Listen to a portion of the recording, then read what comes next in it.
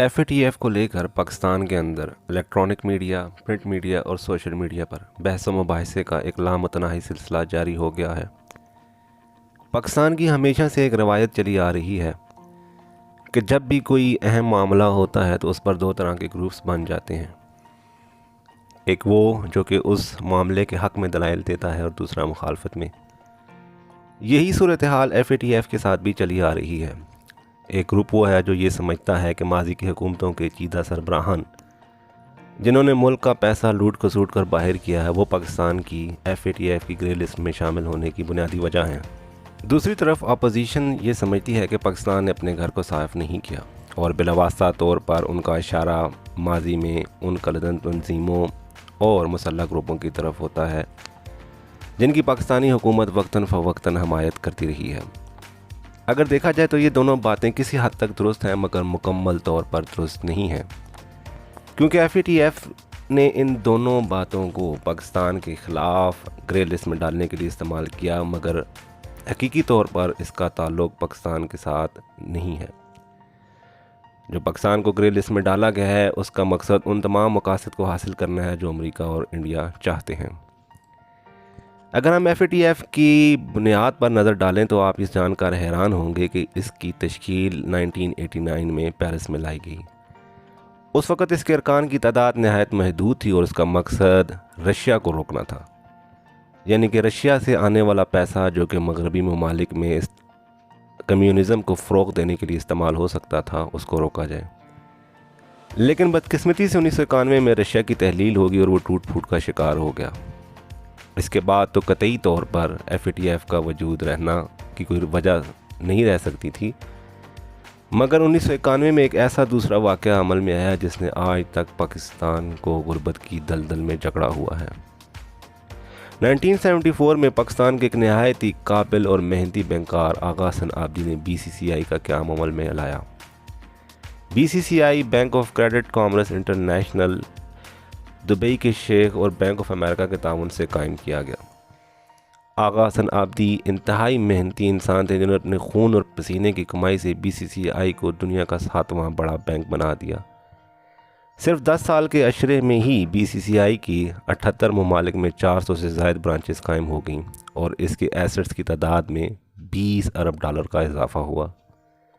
ये सूरत हाल न सिर्फ मगरबी ममालिक बल्कि मगरबी मुल्कों के बैंक्स के लिए भी नहायत तशवीशकुन थी।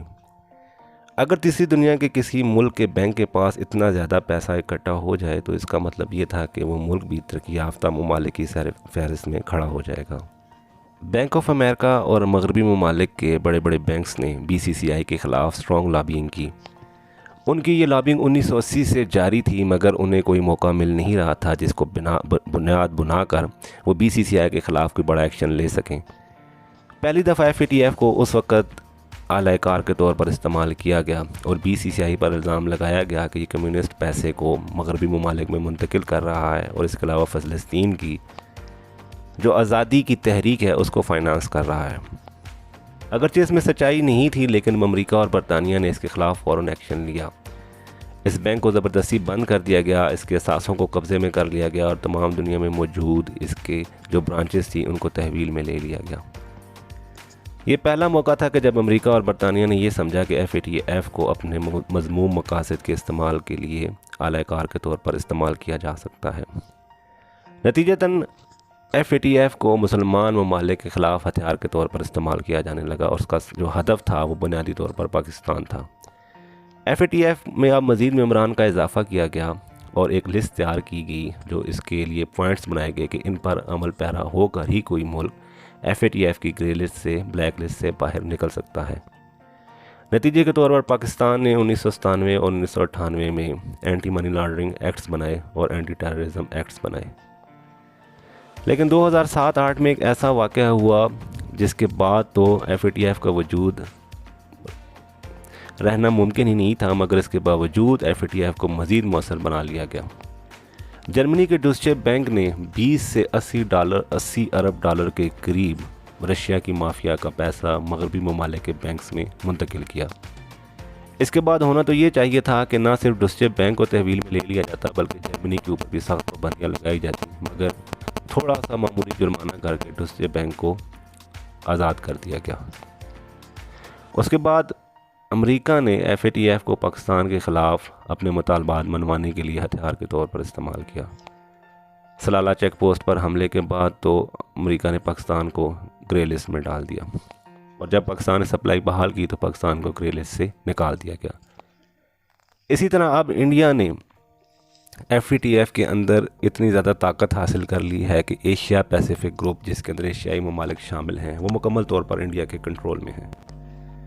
भारत ये चाहता है कि किसी भी तरीके से पाकिस्तान को अंडर प्रेशर ही रखा जाए।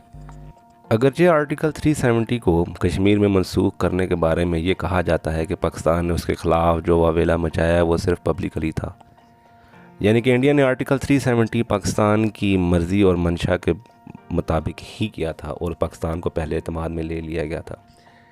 इन तमाम बातों के बावजूद इंडिया पाकिस्तान पर मुसलसल प्रेशर रखना चाहता है।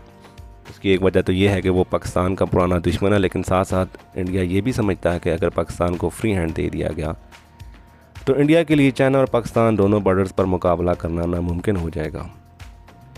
दूसरी तरफ अमरीकी हुकाम ने भी चाइना को अपना सबसे बड़ा दुश्मन करार दे दिया है। ये एक ऐसी सूरत हाल में जिसमें से पाकिस्तान उसी सूरत बाहर निकल सकता है जब पाकिस्तान अपनी अवाम को एतमाद मिले। वो बयानियाँ अपनाने की बजाय जिसका वक्ती फ़ायदा तो हासिल हो लेकिन दूरस्थ तबाहकुन नताइज साबित हों, उससे दूर रहना चाहिए। पाकिस्तानी अवाम को बताया जाए कि किस तरह से भारत और अमेरिका FATF को पाकिस्तान के ख़िलाफ़ इस्तेमाल कर रहे हैं।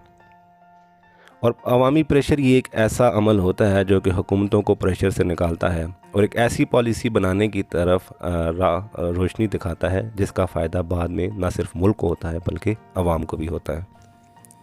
पाकिस्तान के वज़ीर ख़ारजा शाह महमूद कुरैशी ने कल ही एक बयान दिया है जिसमें उन्होंने नहायत जुर्रतमंदाना मौक़िफ़ अपनाया है।